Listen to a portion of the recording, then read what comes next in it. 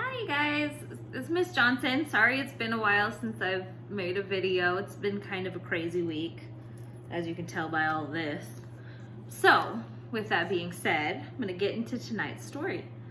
It's titled, Betsy Who Cried Wolf by Gail, Carson, Levine, illustrated by Scott Nash. I've always loved the twisted fairy tales or the fractured fairy tales or whatever you refer to them as, where they take like a well-known fairy tale and kind of change it a little bit. So here's one that's similar. On her 8th birthday, Betsy took the shepherd's oath. She was going to be the best shepherd in Bray Valley history, and any wolf who tried to eat her sheep had better watch out.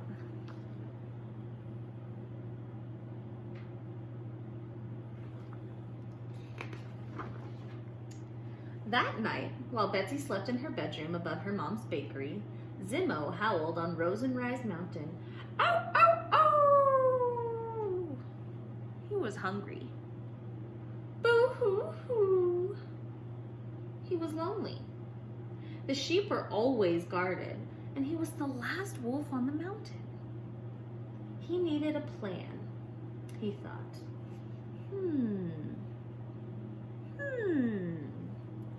He howled, "Ay, ay!" He had it, a plan to trick the shepherd and the farmers. It wouldn't make him less lonely, but he'd get to eat the sheep. He howled merrily, tra-lee, tra-loo.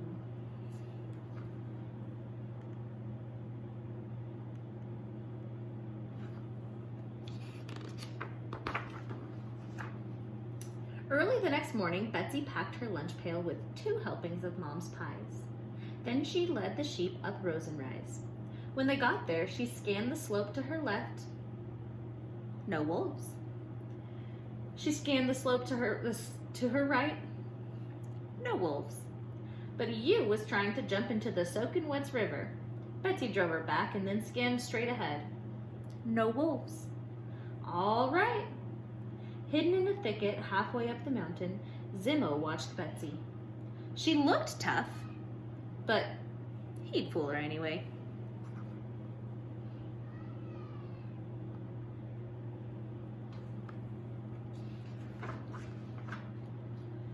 Betsy scanned to the left again, and Zimmo stepped out of the thicket. Was it a wolf? Betsy reviewed her wolf checklist. Long snout? Check. Bushy tail? Check.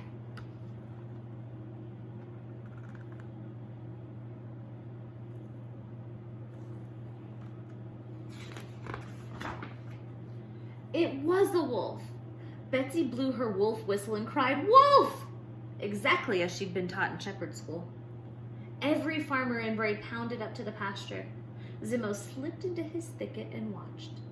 Those farmers could scare an ordinary wolf, but not Zimmo. Not a hungry wolf with a plan.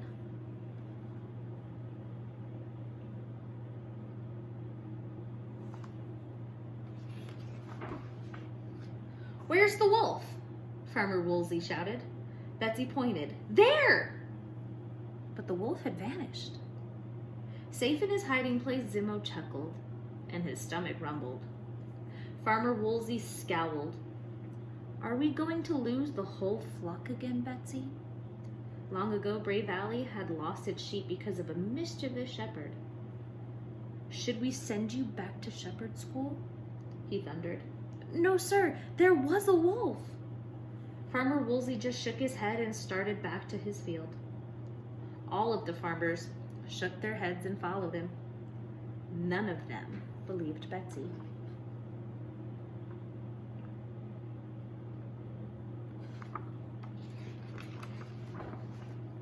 Zimmo almost felt sorry for Betsy.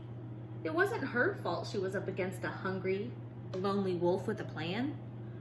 Betsy went back to work. Scan right? No wolves. Scan left? No wolves. Scan straight ahead? No wolves. All right, time for lunch. Betsy reached into her lunch pail. She'd protect the sheep no matter what. She'd show those farmers. Zimmo waited. Let her eat in peace, he thought. He scratched a flea and then ate it. Some lunch for a wolf. Betsy finished her rhubarb pie. Scan right? That wolf again! Wolf!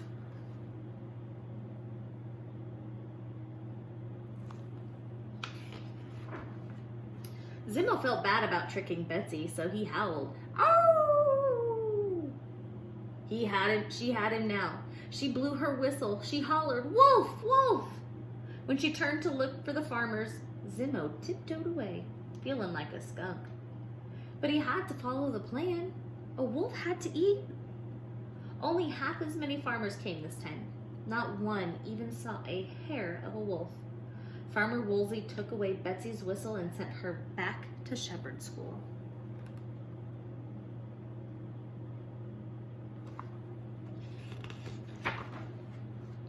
The next morning, Farmer Woolsey let Betsy have the flock again, but he said it was her last chance.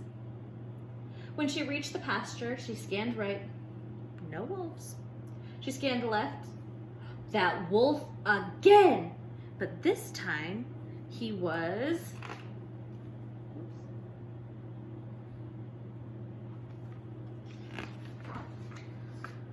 baring his fangs, galloping down the mountain toward the sheep. Betsy blew her whistle. She cried, wolf, wolf, wolf. She turned to look down the slope. Nobody was coming. She had to stop the wolf herself. Betsy spun around to watch him. Her foot knocked into her lunch pail and her pie helpings tumbled out.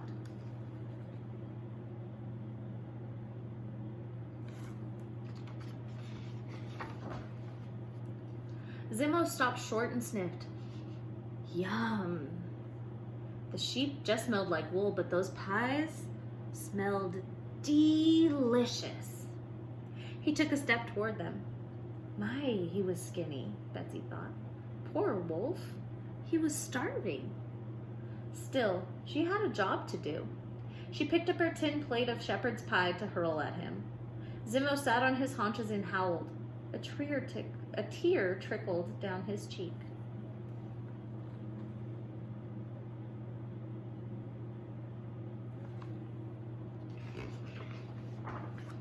Betsy lowered her arm.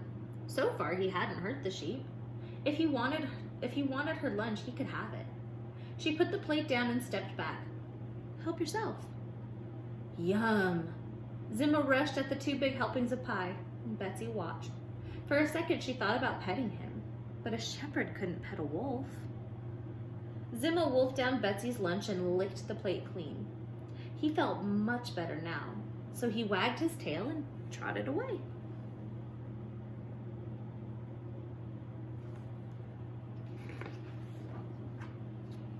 Halfway up Rosenrise, Zimmo had hid behind a tree and watched Betsy. A ewe had gotten stuck to a bramble bush, and she was pulling the brambles out one by one.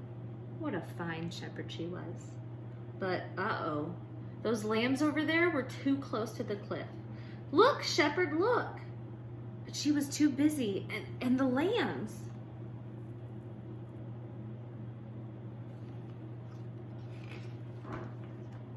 Zimmo had to save them. He bounded down the mountain, growling and snarling. Betsy whirled around. That wolf! Charging at the sheep! And she didn't have any more lunch to give him. She picked up a stone, but she didn't throw it because he was chasing the lambs back to the flock. He was herding them. And he was great at it, too.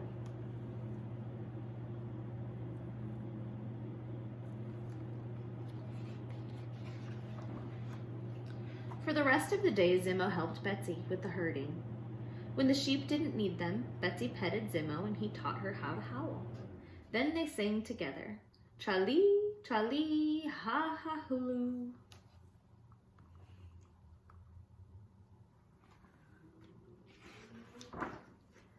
That night, Betsy took Zimmo home to eat chicken pot pie and sleep in her room over her mom's bakery. In the morning, Farmer Woolsey and the other farmers apologized to Betsy. Next, Zimmo howled the shepherd's oath. Keep sheep safe. From then on, Betsy and Zimmo herded together and ate Mom's pies together. The two shepherds of Bray.